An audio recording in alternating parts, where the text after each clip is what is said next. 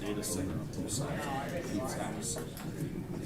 Princeton had 5 by the time I Are we live? was. Okay.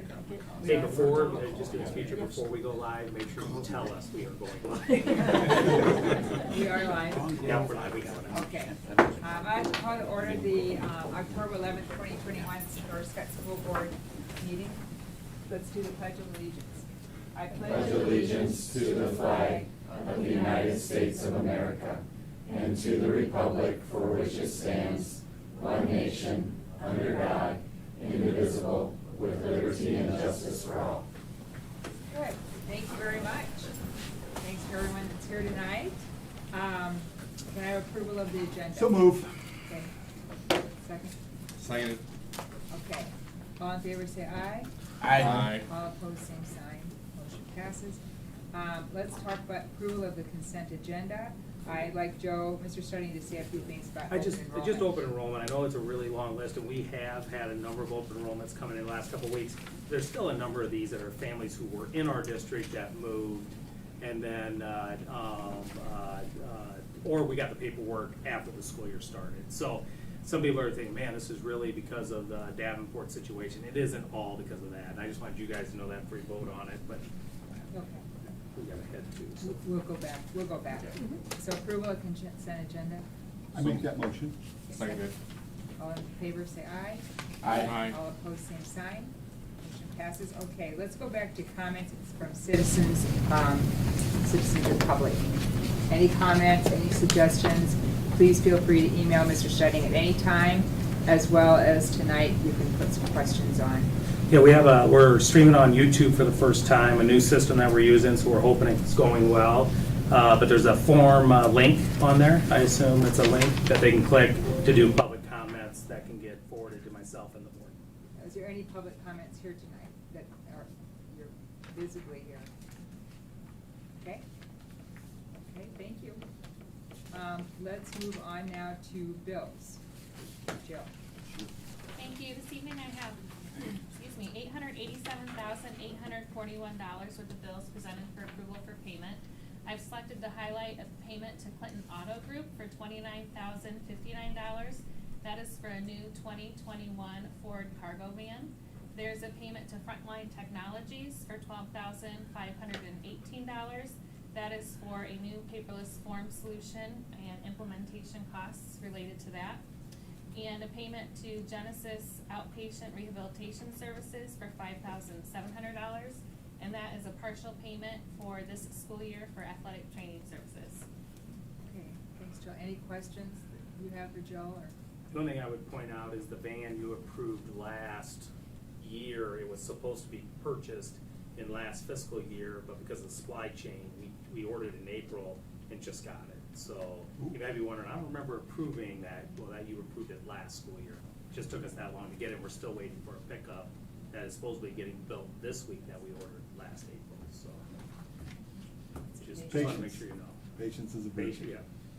Thanks for clarifying, Joe. All right. Any other comments? Motion to pay the bills. Second. All in favor say aye. Aye. All opposed, same sign. The motion passes. Thanks, Jill. Anybody else again have a question? Okay. Let's move on to recognitions. That's the exciting part of the meeting. All right, first up's a quick one. Congratulations to Colin Ellis, the MAC Boys Golf Coach of the Year. Our boys took second place in the MAC conference and sixth place in the district to go on the state. So we have come a long way with Coach Ellis, so definitely deserved. And tonight we have the FFA chapter here, so I'm going to turn it over to them for their recognition. Awesome. Hi everyone, my name is Jacob Hunter. I'm the FFA advisor, one of them at the high school.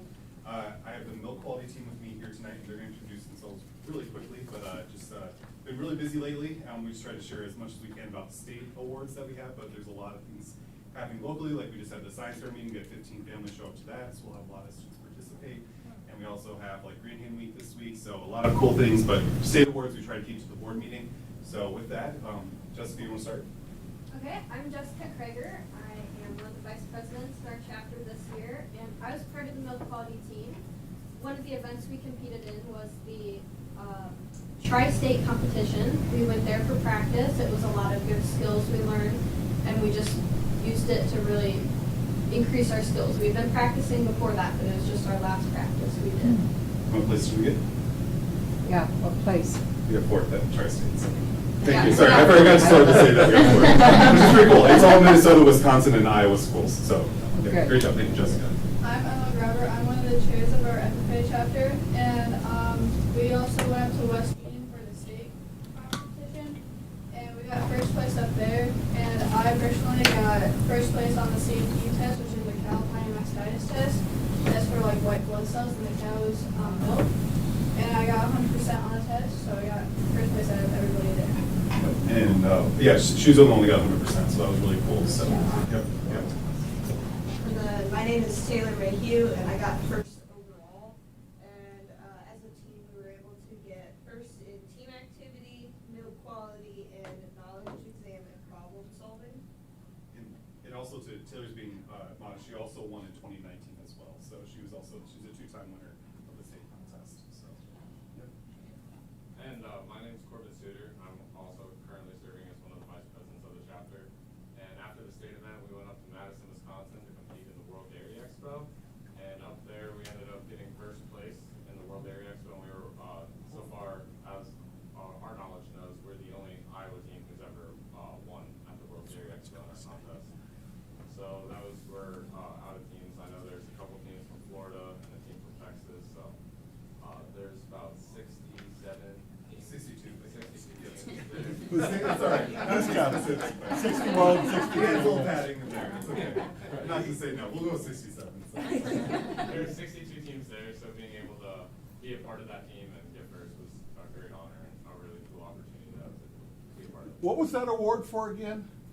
First place at the World Dairy Expo. Yeah, milk quality. That's Milk the, quality, yeah. Milk, yeah. I love it. Yeah, It's and more this- than just smelling the jug to see if it's sour. Yeah, exactly. There's a lot of food science that goes behind this, so yeah, it's really cool. And we had a lot of trouble sourcing cows with mastitis in our county because we have such great cattle producers. Yeah. So, yeah. Now, I wanted to ask Emma, is it Emma? Yeah. Oh, so did you get a certificate? What did you get when you got 100%? I just got a participation ribbon with Okay. our ribbon for first place. And you got a plaque too, right? Oh yeah, I also got it. Okay. Yeah, so she had a nice room little plaque, so, yep. So very exciting, so. All of you guys, what a great representation of our district FFA, and you're here to represent a lot of students, so thanks for being here. It's good to see you face to face now. Thanks for having us. Nice job.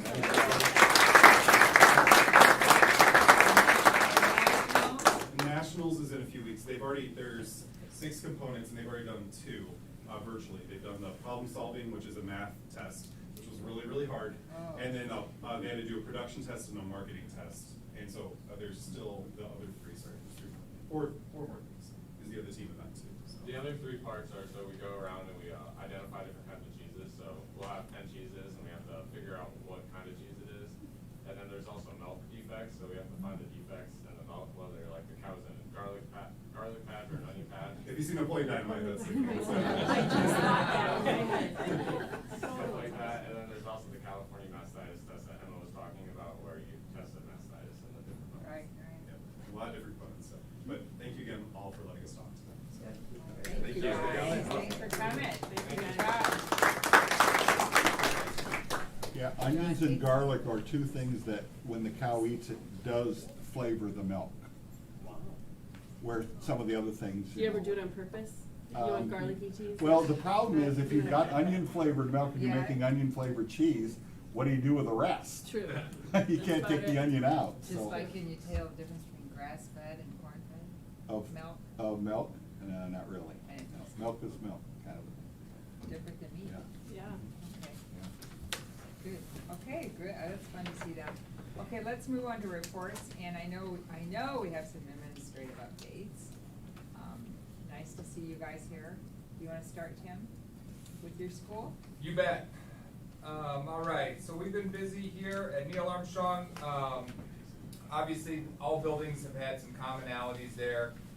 Parent-teacher conferences have been going on. Have families in the buildings face-to-face, kind of talked about that. I think a lot of I know at the elementary level, some parents in face-to-face conferences, wanted to get back in that building, have those meaningful relationships that we were lacking last year. It was good to see a lot of families. Third through sixth grade, we're taking their COGAT assessments, testing last week. Also, teacher leaders, administrators worked together, planned the professional development that was today. I think that was really well received. Lots of great work going on in the classrooms, lots of collaboration, working together. Our coaches did an amazing job of putting that together and really kind of setting our teachers up for success. And specifically at Neil Armstrong, we have got, we had our fun run, which was, again, a great opportunity to meet up with the kids and meet with families. It was a fun day. We couldn't have planned it out better. We were getting the K2 kids off the bus. The marching band was coming from the junior high. It was homecoming week, so they had the band playing. The kids were excited. They were out there clapping. I think I even did the Lancer cheer at one time, so I felt like Shane Kanaki out there. So they were in charge. So that was just well timed. And again, just to have those interactions with the family members and the community coming out and interacting with their kids, it was a lot of fun. We also recognized 17 exceptional Eagles for being safe in the month of October. That's one of our pillars of being safe, responsible, and respectful, and acknowledging those kids. And then last Wednesday, we got to take 13 kids to the pumpkin patch, courtesy of the Rotary, and that was, again, a fun time to take kids out to the pumpkin patch and just see people. I just love watching kids run through the giggle vines, and they trip and fall, and they find a pumpkin, and just genuinely a great time for kids in our community to get out, and I can't thank the Rotary enough for participating in that and inviting us to take kids out there. So lots of great things happening.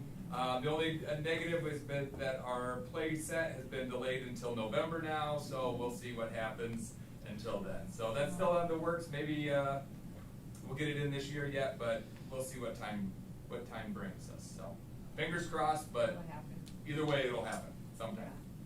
Oh, thank you, Tim.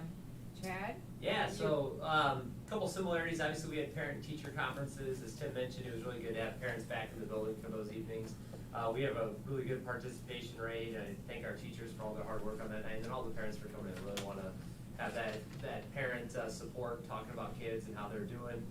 On here, as you can see, we talked about our Pioneer Village. We had our Heritage Day last Friday. Now, I had to type this up on Wednesday, so I'm kind of projecting it's going to be a good event. Things are going to go well. It hadn't rained in 8 weeks, and of course, we scheduled a field trip, so we brought some rain for everybody. But I can't thank our volunteers and our parents and students for just being really flexible. We moved some things inside. We had parents running over with tents to put up around stations so that we could still get the events in. And we have a great amount of volunteers that help get that put together, and I wanted to thank all of them for coming out. And it did end up working out okay. We didn't have lunch outside or outdoor picnics. Everybody had to go back to school for lunch, but we were able to get the majority of the event in. So thanks everybody for being a part of that. The last thing I just wanted to bring up was we had our book fair, and I wanted to thank our teacher librarian, Mrs. Webb, for helping put that together for our staff too and students. So. Good, thanks, Chad. Erin?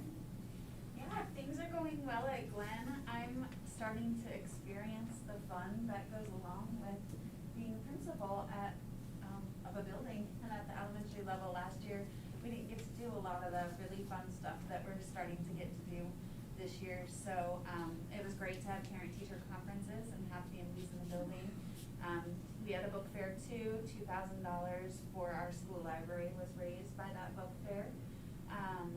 And then we had our first all-school assembly since I've been principal, and it was wonderful. On October 1st, we kicked off, October is Bullying Prevention Month. So really our assembly focused on us united as a John Glenn family and what we do to support one another. We have revived our school song, and so it was great to hear all the kids singing. It was adorable. We put it on Facebook. And thank you to Mrs. Nelson for helping our students learn that song. We hope to pull that out at our assemblies from now on. Also, we're continuing to strengthen and enjoy our community partnership with the Donahue Fire Department. And so our 6th grade teams presented the department with a flag that was signed by all the students and staff in the building. And it was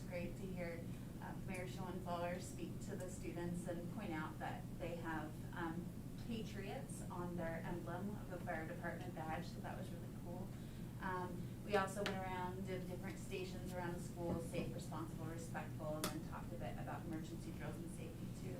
So, yeah, it's been great, and thank you to all the coaches and teacher leaders, administrators for all the great work that happened today for our professional development day.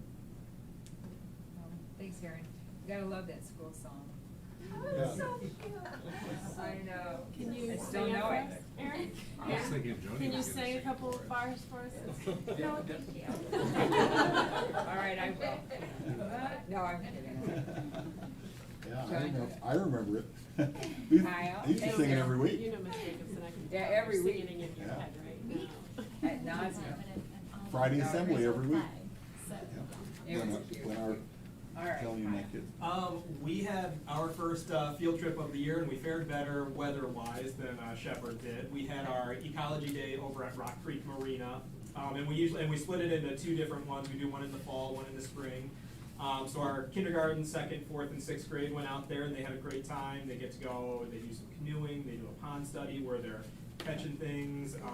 They take us out on kind of the rivers to check out all the different birds and wildlife and everything out there. And so, it's been, a trip that we've always really, enjoyed, and they do a great job presenting, and our students always really, have a great time with that one. They did not see the 59-pound catfish that was just caught the other day. That would have been cool. And then we had the Princeton Fire Department came out this past week for Fire Safety Week. They met with preschool through third grade, just to go over some fire safety drills, as well as bringing all their equipment out and putting on all their gear and walking around the building so students can be familiar with seeing them with all their stuff on, and letting them check out the trucks and all their tools out front, which is always exciting. And then on Friday, we had our walkathon. We hit the window where there wasn't too much rain during the day, so that was another fun one where we were able to get back out into the neighborhoods and walk around and have families join us. And we had today when we were talking, we realized that I think in the past 2 weeks between conferences and Ecology Day and the mile run and all these, like, we had more parent contact and things that they could come and do and see families than we got to do last year. So that was exciting for us to start seeing more people in the building at our events. That's good. Good, Kyle. Thank you. Carrie? We had our fun run, actually it was just right after the last board meeting. We had great weather.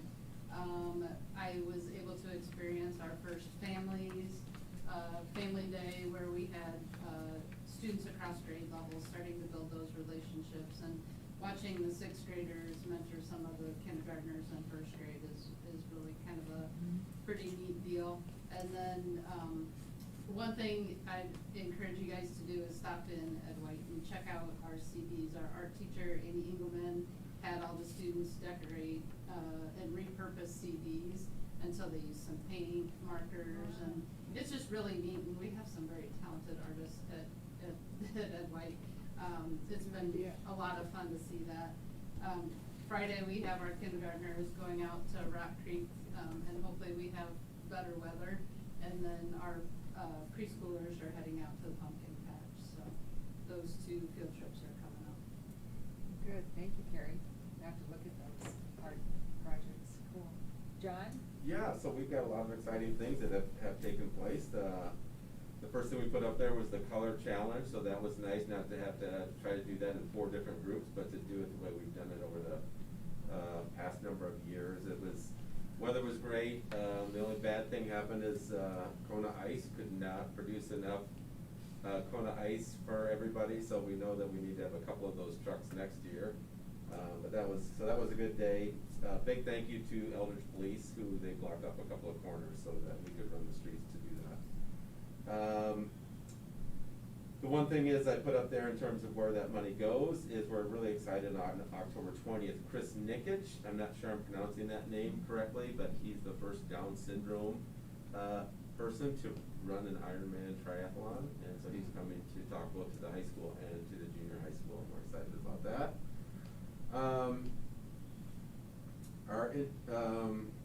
Let's see. We heard about the high school doing progress reports, and so we sent out progress reports, so we're just copying the high school. We're excited about that. So now it's just really easy for parents to see those Lantern Way scores. But so We give our teachers 6 weeks to do those Lancer Way scores and get to know kids, so those all just took place here recently, so now we're getting into all of our Lancer Way things that we talked to you about last year. Today was a big day for PLCs with our professional development, our vertical alignment, our proficiency scale, so really kudos to all the work of our coaches. They're doing amazing work, and it's just fun to listen to those conversations about making sure we are teaching to the rigor of those standards. Welcome Wednesdays. Many of you have already been to the junior high for Welcome Wednesdays. It's good to have that back. I do have to say though that although I wasn't there, people loved last week when the high school students came over, and there was a bunch of junior high students. Oh man, we got. They love adults, but the high school students are even better. What did they do that we didn't? They didn't give them candy. Look young. A lot younger. Look young. Yeah. Right, so, and then we have conferences coming up October 25th and November 4th, so, and we're gonna do those either virtually or in person, whichever the families choose to do. Okay, thank you, John. Shane? Right, our teacher leaders last week were working with our instructional coaches for their own professional development, so learning together, getting better together. Last week also on Friday, we had a pretty neat experience for Jen Unwin, was the Radio B100 Teacher of the Week. We had to kind of surprise her because they went on a trip out to Scott County Park and they were fishing, and so I had to work with Jody Brotherton to help set that up, so she got her award out there. And then that ties right into a program that her and Drew Kelly and Michelle Mess have started, which is our PE with peers and our art with peers, which if you can ever come in and observe that is pretty awesome. You know, it's our gen ed kids working with our special needs kids, and it's just a really neat program. Forensics set up a pretty neat crime scene with a body and crime tape, and marked it all off, and they went through that whole process, and it's still continuing because they have to still investigate and do some of the finer things that involves forensics, and that's in our forensics class. And then we had senior night swimming, which you know, I don't always talk about the different athletics, but it's swimming at PV, and they let us be a part of that still. And so Grace Beach was a senior that we recognized last week as well. And then our homecoming, we had homecoming, which dance went well, game went well, everything was positive. It was great to be able to have a dance again, so that was nice. And then the class of 70 and 71, I got to give a tour, and it's just neat seeing groups come back. This last Saturday I actually did 96, but I always get stuck on when do I do last month, or do I do what we're doing now on these reports? But so we've had 3, I guess, alumni groups that have come in for tours, so it's always fun. That's wonderful. I see there's quite a few of them. Yeah, it was neat. The class of 70 and 71 was a lot of fun. Thank you, Shane. Very good. All of you, very good reports. Now, Heather, did you want to wait with personal comment, or do you want to speak to that? Okay. So, Special Ed Advisory Committee, we met again briefly to kind of go over the presentation that we're planning. We looked over the PowerPoint and decided to pare it down to make it less overwhelming for anybody because it's Special Ed 101, so just the basics.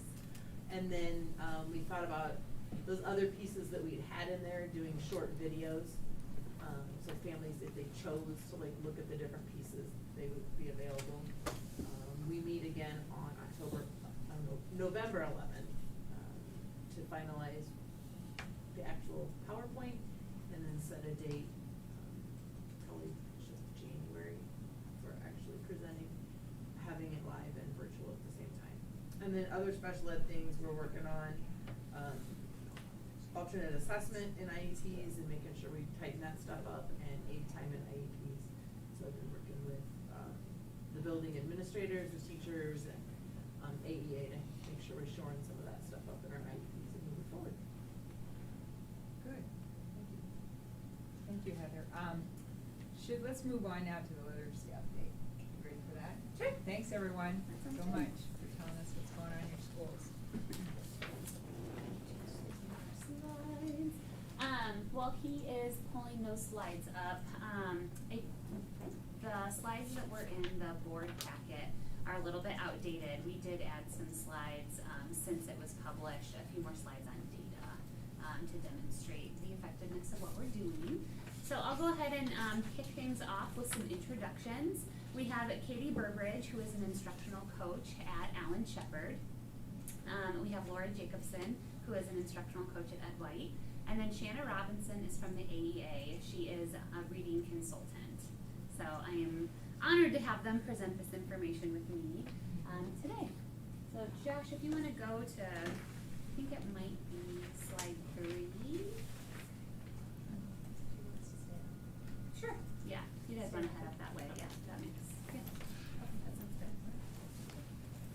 good. So on the agenda today, we're going to be reviewing, so just to be clear, this is an overview of elementary literacy, so this does not include 712. Although you would find if we did a presentation on 712, a lot of the instructional strategies are the same, but this focus is really on elementary tonight. So tonight we're going to be reviewing the different components of literacy instruction at North Scott, the instructional strategies and resources that our teachers use. We're going to be highlighting our literacy interventions for students who struggle a bit. And then we are going to address some misconceptions about what we do here at North Scott in elementary literacy. And then we'll round things out by talking about what sets North Scott apart, and then field any questions that you might have. Good. Could we actually have our speakers stand over here so that you're better captured on the live stream? Because the camera's up here. Is that okay? Yeah. Yeah, thanks, Katie. Great. Thank you.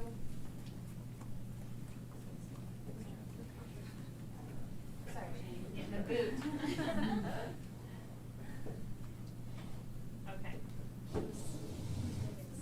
Okay, thank you. Okay, so first we're just going to talk through some of our components of literacy instruction.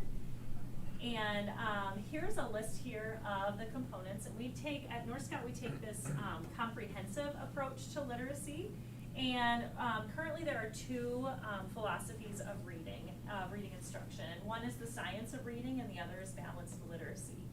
And what we're gonna show you in the next few slides is that we don't really lean one way or the other. We take a comprehensive approach to literacy, and that's based on sound research and multiple theories. So regardless of the approach or the theory, these elements are included in both philosophies.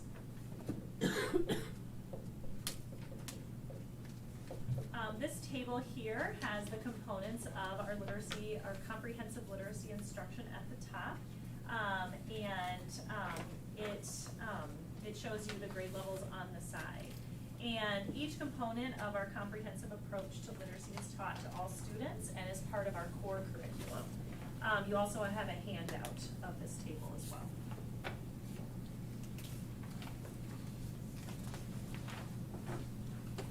And this slide shows you some of the professional texts and resources available to our teachers to focus our professional development on in order to equip our teachers with the necessary knowledge to help all students reach their full potential. So there on the left is each literacy component, and then some of the resources that our teachers have. So next we're going to move into some instructional strategies that we use here at North Scott. So if you've been around, you've definitely heard the workshop framework in several presentations or professional learning opportunities. So along those bulleted points are what components go into that workshop framework. And so this workshop framework provides teachers with multiple opportunities to teach skills and strategies directly to students. That is often called the I do, and that I is the teacher phase of instruction. It also provides the opportunity for teachers to observe students in whole group, small group, and individually. Students have multiple opportunities to practice with the teacher and on their own with the teacher close by to provide feedback. This is often called the we do phase, where the student and the teacher are working together. And finally, they have many opportunities to try it out on their own, which is the you do phase, where the student is actually able to orchestrate and put things together on their own. So we'd like to share some data with you that shows The effectiveness of our instructional strategies, that they do indeed pay off. Hot off the presses is the latest fall FAST data. So this shows the percentage of North Scott students, which is that top blue bar, who met the benchmark compared to districts in the Mississippi Bend AEA and then districts across the state of Iowa. So now we move into the literacy interventions. You can go to the next slide. So North Scott uses a portfolio of interventions. The comprehensive intervention model, also known as SIM, is wide and it allows for teachers to tailor that instruction to meet the needs of any child. So the teachers grow in expertise over time through ongoing professional development using a variety of professional resources. All the interventions are responsive to student needs. Scripts don't know students, teachers do. The interventions all work for near transfer within the intervention to get them into text or writing that day. But then the design of the components is also designed for far transfer so that kids can take what they learn in intervention back to the classroom and apply it there as well. So this next section is really to address some misconceptions that seem to be out there about what we do at North Scott, and we just wanted to talk about these things head on. One of the first misconceptions out there, we don't have a slide for this one necessarily, but you may hear people say that North Scott uses the whole language approach in their approach to literacy instruction. That term whole language has recently been replaced by the term balanced literacy. They're almost being used interchangeably. And as we talked about in the first section, we really do use a comprehensive approach to literacy instruction. We don't lean one way or the other. And all the components that were mentioned in that first section is really what we emphasize.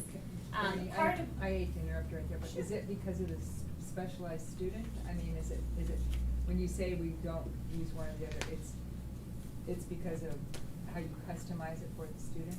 I think it's because our approach is right in the middle. So if you think of like a pendulum swinging, science of reading might be way over here, and then the whole language approach is going to be way over here. We believe that pendulum is best positioned right in the middle. Both theories of reading do have common components, and that's really what we emphasize. That's what research says that works for students. Thank you. Yep. Part of that comprehensive approach to instruction is that we do teach phonics, and that seems to be a misconception out there. We've heard North Scott doesn't teach phonics. And if you refer to that page, Josh, I think it might even be on the next slide. Again, this shows that we do have phonemic awareness, we do have phonics, we are systematic in our approach, and we do follow a scope and sequence when we do teach it. So another misconception, we don't have an intervention for students with dyslexia. You're looking at a piece, and that is interactive. It can be clicked on in order to look at the full framework of the strategic processing intervention. Your teachers are equipped to teach students that present with dyslexic tendencies. The portfolio of interventions allows them to tailor instruction to the child's needs. And when you hear about dyslexia, you often hear about how it's critical, and it is critical, that instruction is explicit, systematic, and probably multisensory as well. And all of those elements can be brought into any of the frameworks. The strategic processing intervention in the portfolio is probably one of the most used options for a child that might have dyslexic tendencies. Next slide. Okay, so another misconception, SIM doesn't work for students. So right here what you're looking at is outcome data from last year on ISASP. So looking at students who received a SIM intervention in grades 5 and 6, focusing on those grades because we're at elementary and we're looking for growth from our prior year. And last year was unusual, right, when we couldn't take ISASP, so we're having to pull back from a couple of prior years. So what I want to draw your attention to, you'll see the orange and the light blue. Orange would be students who maybe lost ground, and that is about 3%. The light blue are students who did show growth, but the rest of that pie, these are students with interventions that we might otherwise assume would not even make grade level growth, are making grade level growth, 1.5 times growth, twice the amount of growth we would expect students to make, just general ed students. So this is a mix of general ed students that are receiving some intervention and then special ed students that are receiving intervention. And through these frameworks and responsive teaching to meet the needs of students in front of us with all of the professional resources, we can get this kind of growth on something as comprehensive as ISASS. So then the next So slide. now that's grades 5 and 6. Looking at grades 5 and 6. Okay. Mm-hmm. And the reason for that is because last year's 5th grade students took the ISASS back in 3rd grade. So we couldn't use data from last year's 4th grade because they would have been 2nd graders. So continuing with this misconception that it doesn't work, what you're looking at are 2 points in time on an assessment called SORT. This is actually a normed word level assessment, and it shows how the students are shifting over time. The red line is looking at students when they come in. Again, these students that are receiving some intervention. You can see the numbers show you how many students at the various stay nines. So a stay 9 is just a way to organize a scale score and spread over a 9-point scale. If across the bottom you see the 2, 4, 6, 8, 1, 2, and 3 are areas of concern. And so of course you would expect students to be in the area of concern, and yes, some of them remain in the area of concern. Stay 9s, 4, 5, and 6 would be considered average. 4 would be low average, 5 is perfectly like in the middle average, and then 7 through 9 would be above average. So what this shows, if you think of a stay 9, a normed curve, this is a normed curve, and over the course of the intervention you see the kiddos working at the word level able to shift a full stay 9, which is kind of a big deal to be able to move a whole stay 9. It's not like you moved 1 point, you moved from one grouping to another grouping over to stay 9-5, meaning that a good chunk of the kids are able to tackle at the word level issues in reading. Another misconception is that SIM in the intervention setting and in the special education setting are the same. And this table here kind of highlights aspects or components of what that intervention would look like for general education students. And then on the far right, what the frameworks of this intervention would look like for students with IEPs. And then components that are for both settings would be in the middle there. And you have a copy of this as well. So there are similarities. There are also important differences. One that we were going to highlight is that in the special education setting, the mixing and matching of our frameworks and our planners that we use with students is more likely because of the special education teacher being responsible for specially designed instruction. The next slide is another misconception that we don't have resources to teach students who struggle in literacy. And I know you've all been in our elementary schools and you've seen our book rooms, and these are some pictures of that. But you've seen all of those books, and you know that we have plenty that are available for students to read on their own and for teachers to read to students. And in addition to that, we provide teachers with many professional texts, as we saw in another slide. And then also another resource is time. So we provide a lot of time for teachers to have embedded in ongoing professional learning, and also time for collaboration. And then on the next slide, you'll just see some of those resources as well. This is not an exhaustive list, but it does show some of the resources that our teachers are using to teach the components of literacy.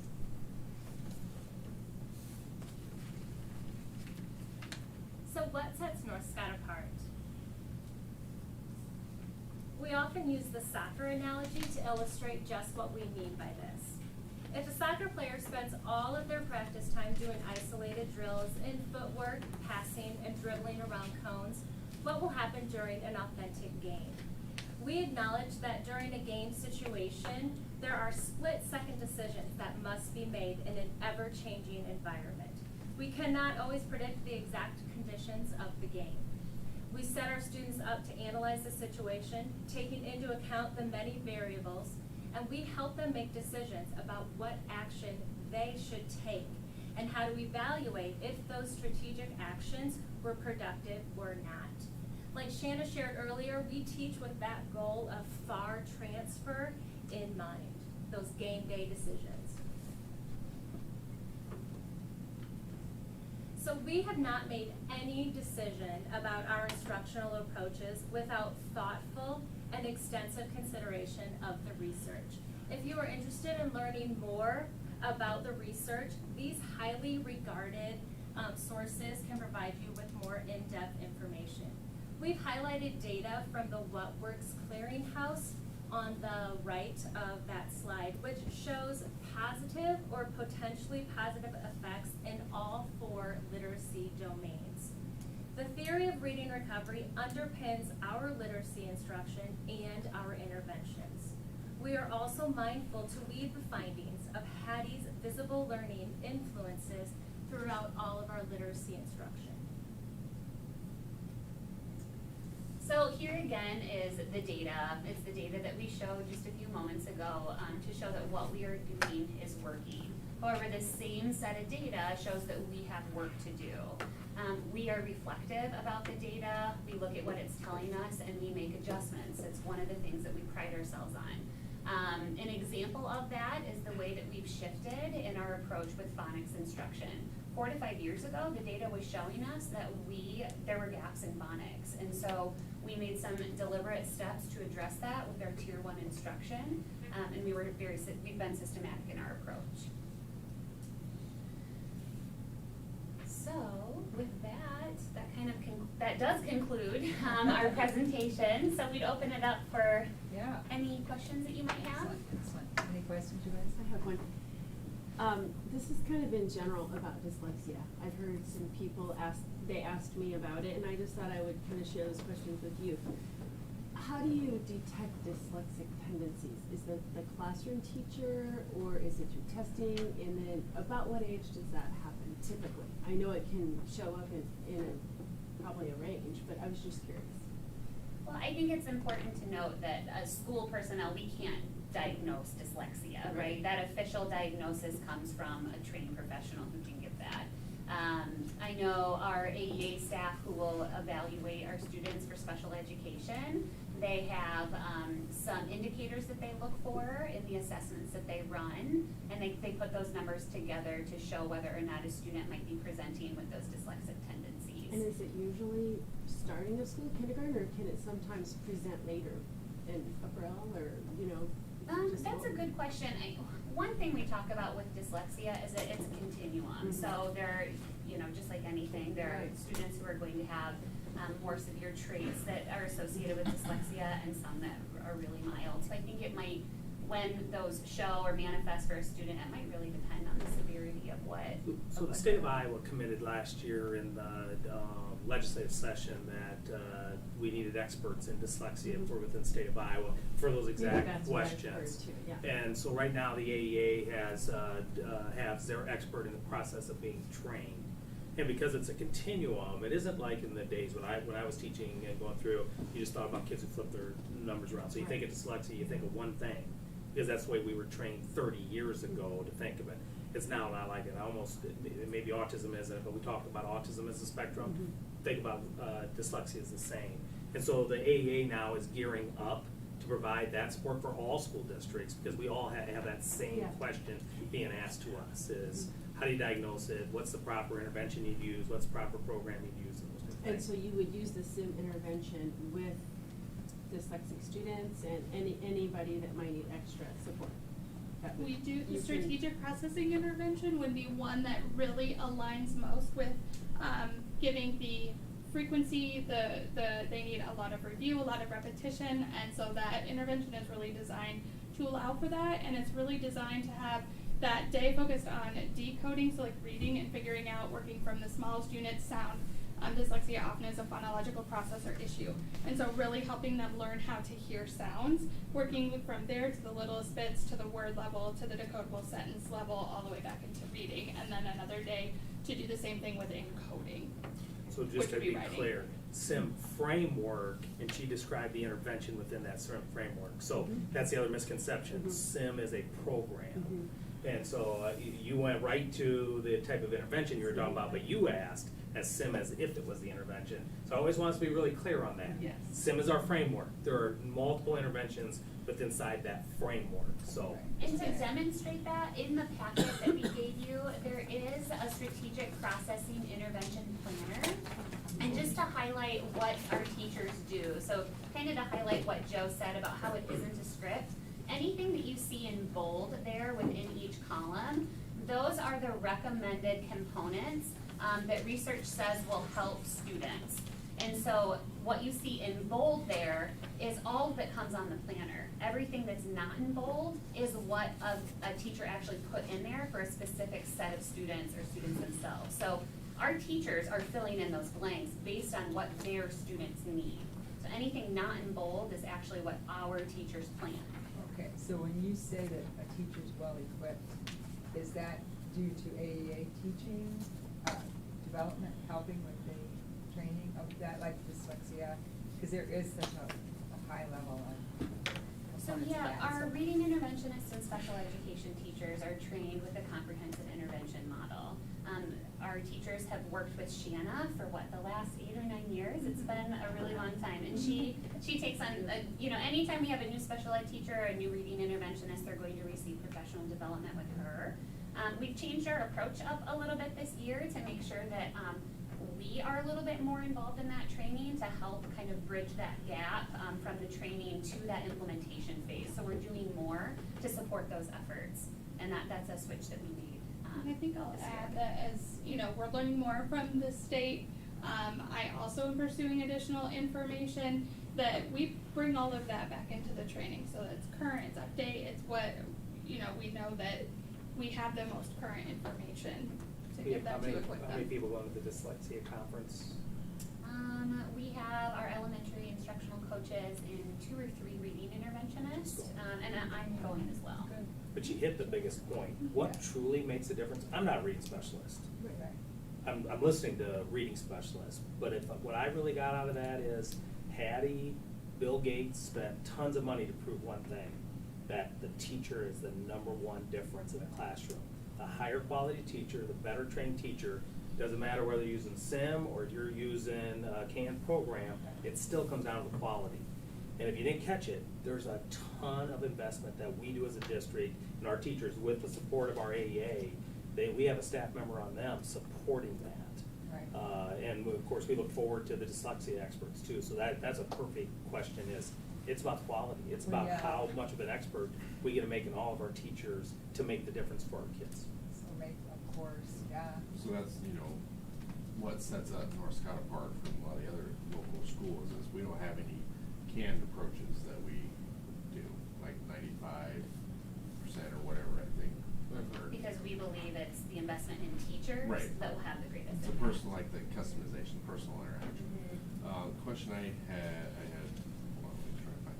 So, first one is, you've touched on a lot of it. There's a lot of opinions out there, and, Tracy said too, we'll get a lot of emails or correspondence sent to us saying, hey, I know this program works for my kid, why doesn't North Scott do this? So, kind of what is your response to those types of things? Because it may work for their kid as well. Josh, if you want to go back 2 or 3 slides, it's the research-based approach slide. Right there.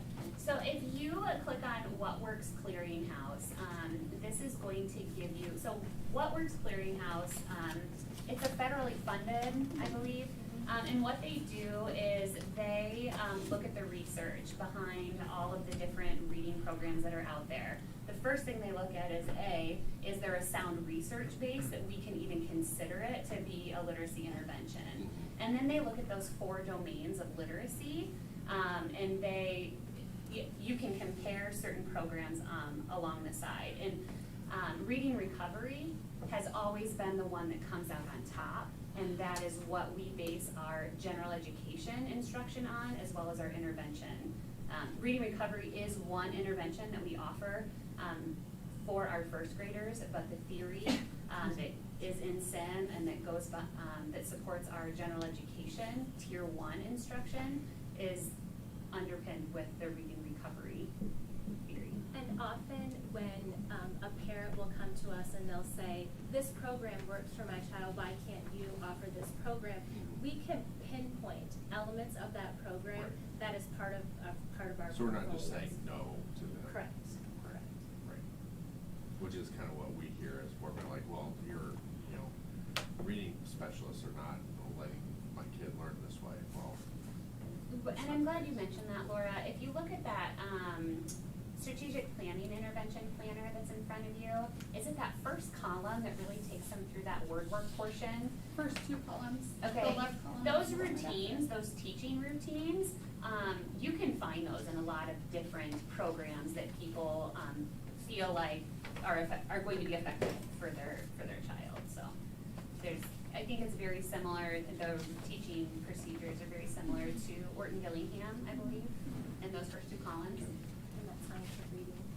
so the other question I had too was, when you have like in the regular education, a teacher, like, what's the interaction between like the teacher leaders and the classroom teachers to kind of make sure that they're staying on top of, they don't get in a rut teaching the same thing? Do you guys want to talk about your systematic collaboration that interventions do? Yeah, are you talking about like an intervention or like? Yeah. Yeah, so well, teachers. I'm sorry, what? Or just classroom teachers, how do we keep them current?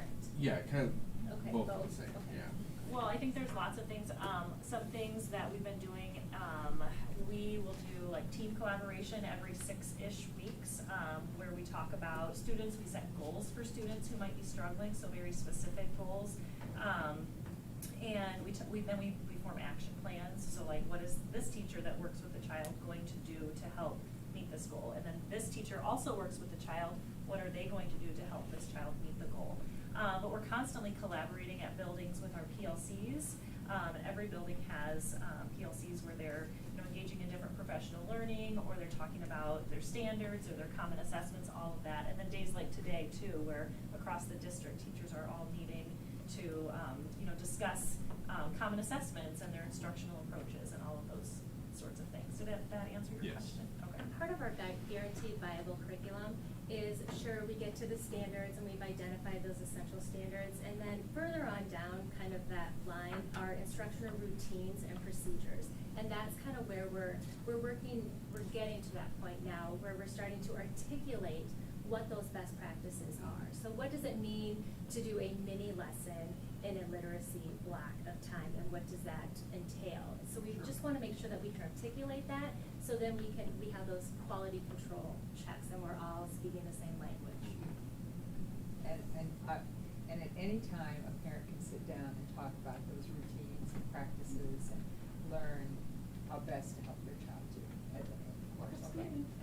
It's, so I was thinking about this, society's so mobile.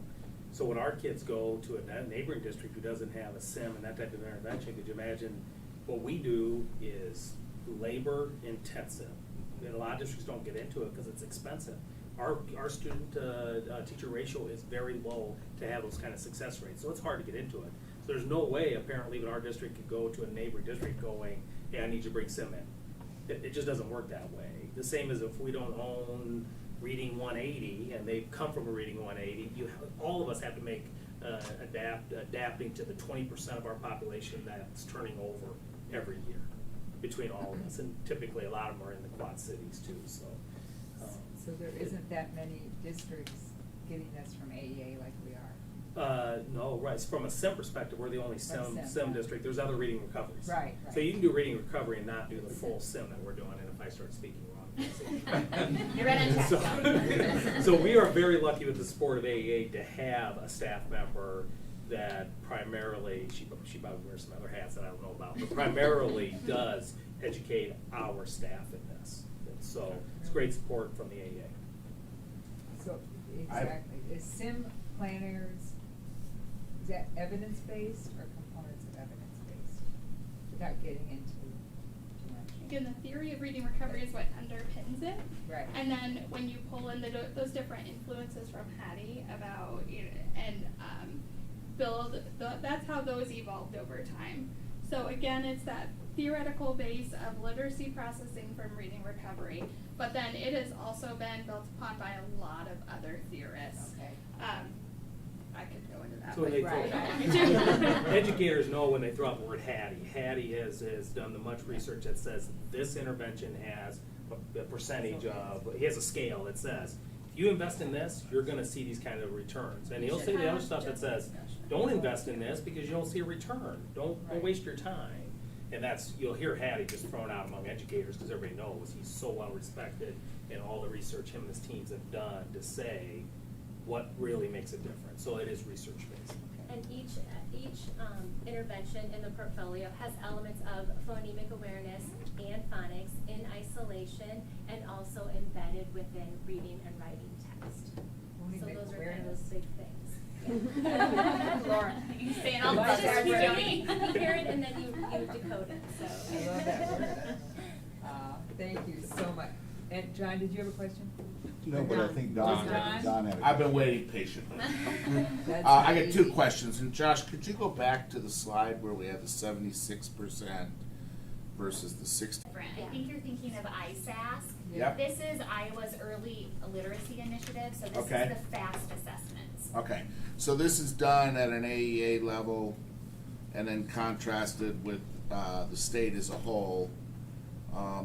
We're doing pretty good, but my two questions boil down to, because the whole SIM, the intervention model, you know, this district's had it since before my time on the board, and it's something that only grew from there to where we started out with 1 or 2 elementary schools. Then early on in my time on the board, we found the money and the budget to expand it to a 3rd and a 4th, and now 5 schools. And because we, as Joe said, if we weren't seeing results, we wouldn't do it. And I like that slide. But getting to the two questions I have is, when we had to shut down our schools 18 months ago, we lost that intervention during the spring of 2020. To some degree. To some degree, Yeah. yes. And Our then the reading decision interventions to were reopen our schools and give our kids the opportunity face-to-face 5 days a week, we were able to restore that intervention practice. And how many kids in total within our 5 elementaries benefited from that ability to have that interaction and those interventions? Could you give me a number? Could you give me a percentage of the kids? During closure or now that we're Now that we reopened last August. Our typical full-time reading recovery or reading interventionist interacts with close to 30 students over the course of the school year, if not more. Okay. Right? Yeah. Okay, and now if I take one step further, and this is those stretch targets, what's it gonna take us to get to 80%? keep on keeping on. We need to just Okay. keep looking at what the data is telling us and making adjustments and just continuing to Okay. All right. what we do. And listen to Hattie. Yeah. Thank you, nice presentation. Yeah, Yeah. thanks, very good. Yeah. Just remember, prior to COVID, when we got the report that our special ed kids outperformed all special ed kids in the AEA when we were comparing ISAP data. Remember, we just haven't had consistent data to compare. And our position isn't to say, hey, we're doing it 100% right and the rest of the neighboring districts are doing it wrong. We all have our reading programs. They have quite high quality reading programs too. We all have kids who make slower gains than we'd like to see. We all have kids who grow. So I wouldn't want anybody watching this saying, oh, North Scott was bashing the neighboring districts because they're not doing something. That's just not the case. We invest a lot in our teachers, and we invest a lot, and we expect them to know a lot, know their kids, and make sure they're No, I meeting think, those Joe, kids' the point needs. I was more importantly trying to make is the tough decisions that we made as a board and you made at a district level to reopen our schools last year. And- Yeah, absolutely. And this type of intervention just simply isn't available over a Zoom classroom and so forth. Absolutely. Thank you for that. Yeah. Appreciate it. Again, thank you for presenting, you guys. Thanks very much. It's a Good lot job. of work you put into this. It's a lot to understand. All of you, our kiddos. All right, let's move on. That was very interesting. There were a lot of questions. Let's move on to old business. Whole business, so the policies is the second reading. I had no questions called in, and so I would make a recommendation for approval. Any questions? I'll make that motion. Seconded. Okay, all in favor, say aye. Aye. Aye. All opposed, same sign. Motion passes. Any questions on the policy whatsoever? Comments? Okay, a lot there. Thank you. Let's move on to new business. school bus purchase timeline. Okay, so Luann has put into our packet the timeline. It's to start again, getting out the bids and accepting bids for propane buses. You notice we are at 22, so over half our fleet is now propane. This would take us then to 25 buses with propane. So we're just seeking approval to start that process. I had a question. In reviewing the board packet, I just want to make sure it wasn't a typo. The propane buses, I mean, we started out with 38 buses, I think, a few years ago. We're at 40. Over half the fleet's converted, but that number, the propane buses, their cost per mile is 41 cents and diesel is $3.10. That's not just a fuel cost, that's a total cost with maintenance all in, or? I believe so, but Okay. I would have to get back with you for Luann. It's her report to be able to tell that for Okay. sure, so. That's a good I only contrasted if those numbers, if there's not a typo, $2.70 a mile, and we get how many miles out of a life of a bus, we're almost paying for the bus. We're still, yeah. Correct. It's very Yeah, it pays for itself. One is obviously the maintenance because of the amount of oil that's not in and the regulations on carbon that deals with a bus, with a diesel bus. The other thing is we get a very good rebate on propane. Yeah. And I remember our cost of propane is really cheap because of a rebate program. If that ever went away, then the cost would go up, but we don't pay much for propane due to that program. I can't remember, are we sharing the services with this propane, this station? No, just ours, just okay. ours. We would mean, entertain the city if they ever got to it. The hard part is they use, most of their equipment had the amount of power they need. They just haven't got propane engines to that power level Right. yet. And so the city just didn't see a need quite yet for it. Or the county, did we? In the county, with diesel, we talked about with the county, we just haven't been able to come. We were an early adapter. I think Muscatine was out in front of us, but as far as a district, it was some heated debates to go to the propane, but it looks like in hindsight. It's been a great bus for Oh, us. it's It's been a great bus. Okay. I have a question. I actually Brian? have two questions. One, at what point do we need to add the amount of propane storage on site? And the second question is, we got some extra buses along the way with the lawsuit. Volkswagen. Yeah, Volkswagen lawsuit. How does, refresh my memory how that played into it all. So we did have the Volkswagen one that you mentioned, where we were able to buy 4 buses for the price of 3, 2 years in a row. And so we did end up skipping a year where we didn't pay anything out of our budget for buses. Last year we did, and then this year we will. So we kind of skipped 1 year already because of that. That grant's gone. And we rotate buses about every 10 years. And so our buses, there's another rebate program, we just don't have any old enough buses. They want 06s or older that they will pay you to get them off the road. They'll give you money towards a new bus. We don't have any buses that old in our fleet. But we will have to probably in the next couple of years add either a large tank to our system or a second tank. Okay. And so, but we're okay for now. Okay, thank you. That's a good question. Okay, anything else about the buses? Okay. All right, let's move on to your report, Joe. All right, approval for the, did you guys vote? We don't approve. Oh, you didn't even say it. Well, It doesn't say to vote, doesn't do we? say to vote? We vote. All right. So many good questions, you got me off. And so, enrollment, so let's talk a little bit about enrollment. We are looking at up about 40 students in our count for the state budget, but actually kids in seats, it's probably more like 60 due to the open enrollment increase for this year. And I talked about that open enrollment. Obviously we have, because of the rules this year, a number of Davenport families that continue to come in. It's slowed down a little bit this week, but there for 2 to 3 weeks we were averaging a new family every single day, and I'm sure there's multiple reasons for that. Next year, the Davenport, just like everybody else, has to apply by March 1st. So we'll really get a sense of what kind of open enrollment will happen, because they typically happen at kindergarten, 7th grade, 6th grade, transition period year, and then freshmen. This year, it's just been mostly elementary, it's been all grade levels. And we are down to, we're full in special ed, so if we get another open enrollment request for special ed, we're not in a place for the rest of this year to take any special ed students. And then probably half of the sections that we have for grade level, kindergarten through 6th, are full. And so sometimes it gets difficult if a family says, I have a first grader and a third grader, which I thought we had one today, but we already have counted in. One would have to go to Ed White, the other one would have to go to Alan Shepard, because we were full in the way that would be if they were trying to stay at the center. And so it is getting more difficult to approve of. So that's the only way we can. By law, the open. only denial is by space. That's the only denial that you And can have. space in our district is class size. Yeah, it's class size, 22 students in lower elementary and 24 students in upper elementary. If we were at those numbers, then that's where we cap it off. And then, of course, special ed programs have their own, whatever the program can handle, and that you have. And of course, hiring is difficult too.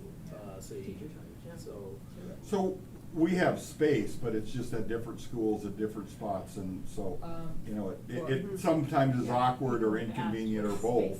Yes, With it and all, so but- we track it. I have a chart, so now when I get the new student request, there's an IEP, the first thing we have to say, we have to, well, now we can say, no, we were checking the IEPs before, but we have a lot of our kids that are currently, I shouldn't say a lot, we have a number of kids who are being evaluated, but we need space for them. And so, and we're, you know, we are able to shift some down. Virgil Grissom this year, for example, ended up with a number of IEPs. So Mr. Ruth was able to give up a half-time teacher, but we're thinking by semester we probably need to hire back a half-time to a full-time teacher to get back. So his building is willing to make that sacrifice. We make decisions what's best for the district and then buildings, and he's willing to make that sacrifice, do some arrangement with his staff that helps out Virgil Grissom to meet those needs. But we're watching it. I know Heather gave a report. She's done a ton of work really looking at caseloads and how do we balance that out and what do we need to do in her position. And so special ed now, as of today, her and I talked, we just can't accept special ed kids the remainder of this year. It just isn't fair. It isn't good for our teachers to have kids coming in every day. It's a restart, not a 100% restart, but it's a disruption to an educational environment to have a new student come in. And Alan Shepard's been the one that's taken the biggest hit this year because they had the space in kindergarten and space in a number of areas. And so, but just about every building, I think, is probably seeing new kids, junior high, high school. Everybody's seeing new kids coming in at a more regular basis than we've ever seen. What happens if they come in and then after they're here and seated, we determine there needs to be a special IEP?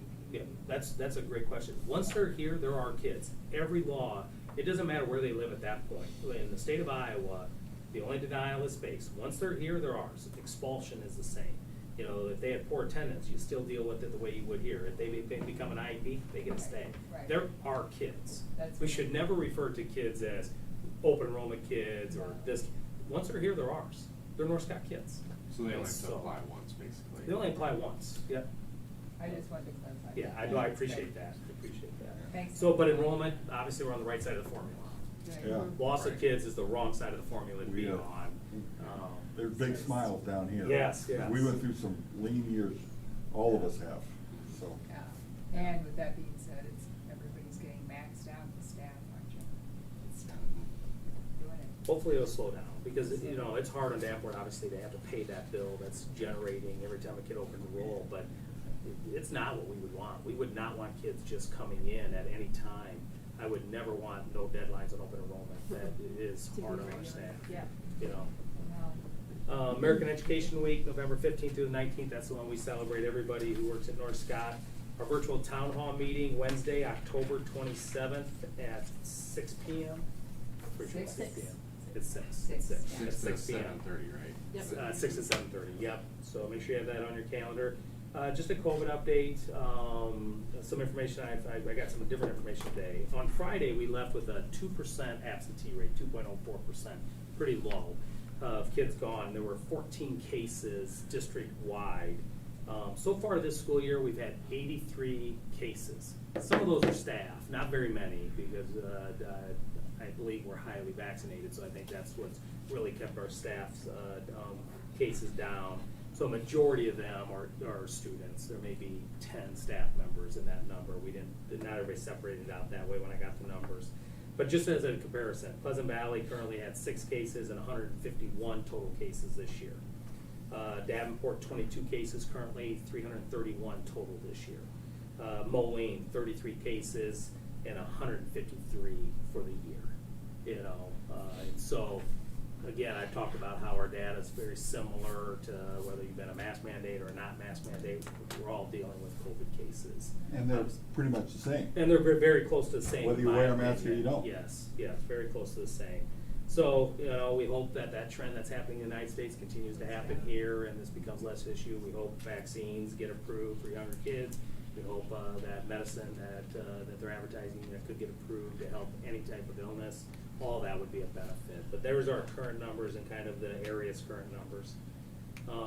The annual organization meeting for the board is the second board meeting in November, so it's November 22nd. We have to wait until after the Canvas of the vote. The canvas, thank you, the canvas of the vote. So even though we have a board meeting after the election, this board is that first board meeting in November. It isn't until the second board meeting in November, Yeah. because the canvas This dates are canvas after is that. is the week after, The the week second after, Tuesday. so. 8 a.m. in This case one- anybody wants to come and have all the fun of that. Y update, hopefully by the end of this week and next week, the walls will be showing up. We have a crane issue right now, so they're trying to, a crane broke down. It's hard to find cranes, because obviously if you drive by Amazon, you know where all the cranes are at. And so there is, it isn't like you just get a crane, so they're working on that, but they still feel they're gonna get it done. Hopefully by November, we will see the wall starting to go up.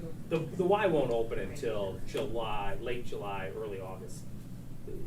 Because once they put the walls up, people will feel like, well, why is it not done? Well, it's a lot of work done on the inside. So that's why you haven't seen anybody around. There's nothing more they can do really on site now until the precast walls are put in place.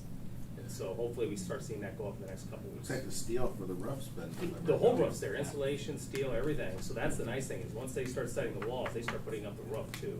Things will go pretty fast, putting that into the walls and the roof. Then they can dig out the pool. So, and Maybe, then, Tim, maybe your playground equipment's there. yeah. We do have all the rubber sitting in storage. Yeah, it's all there. So it's all there. The other thing I would just mention is, I talked about the teachers, Hattie. I think Hattie says they're number one, right? I know Bill Gates spent millions and millions of dollars on large cities to break apart the schools into smaller, thinking it's class size is gonna make the difference. And the only thing they proved is the quality of the teacher that made the difference. So even Bill Gates would say all of the research they've done in education is that. But number two is principals. Principals make the difference, and it is National Principal Month, so on behalf of the board and us, thank you guys for everything. Thank you, guys. So we appreciate it. Go principals! So true. And that's it. That's So all I true. have. Thanks Joe, so much, Joe. I Question? had, if you don't mind, I missed out when we got the reports from all of the principals. I had two questions. We moved on. How did PD Day go today? Was that, I ran into Al and Jerry's where office have lunch, and there was a crowd there, and I realized their kiddos were out, but I mean, was that worked out real well? Okay, and then the second thing I kinda wanted to grill you guys on is, are we seeing the number of parents coming back for, parent-teacher conferences and stuff that we had from a pre-COVID period? So are we seeing similar numbers coming into the school versus 19? I would say yes. I would say that, and I'm just speaking on behalf from what I saw at Neil Armstrong, and that I would say, yeah, I've got very few students, parents that didn't show up for parent-teacher conferences that evening. So, it's just good to see families coming back. I think they want to be there. They want that involvement. I don't know about the junior high and high school, but I know from the elementary standpoint that they're coming in groves to see us. I think it's huge for the trust and what our parents see, and again, it's that second grader running down the hallway when they run into Joey and they see their teachers, and parents can then acknowledge that smile, and we lost that for a year, so okay, so that's been good. Those are my two things. Now, Good let it questions, go. Don. Anybody else? Any other correspondence and, I got, last Friday, Mr. Lindenbrink with the high school asked me to sit in on a Eastern Iowa welding, let me get the right name right here.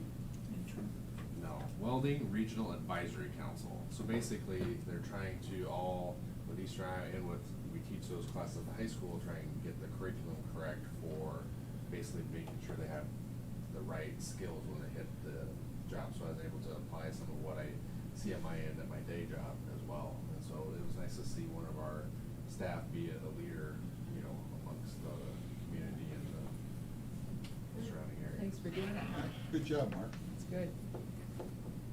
Excellent. Joni's touring with me on Friday, so 10:30. I was invited to sit in with the governor's workforce council, workforce task force something Friday too. So as soon as I get back from that, we're going to tour. So if someone's available, you're more than welcome to come along. What time we leaving tomorrow morning, Joe? 5:45 from here. I'll be up with the farmers. Yeah, you will. I'm chickens too. Any other comments you guys have? No? Oh, they Okay, gotta well, get thank to you. bed. One more motion. Yeah. Motion adjourned. Seconded. All in favor, say aye. Aye. Opposed, same sign. Good night. Thank you all. Thank you. Thank you. Thank you, everyone, for being here.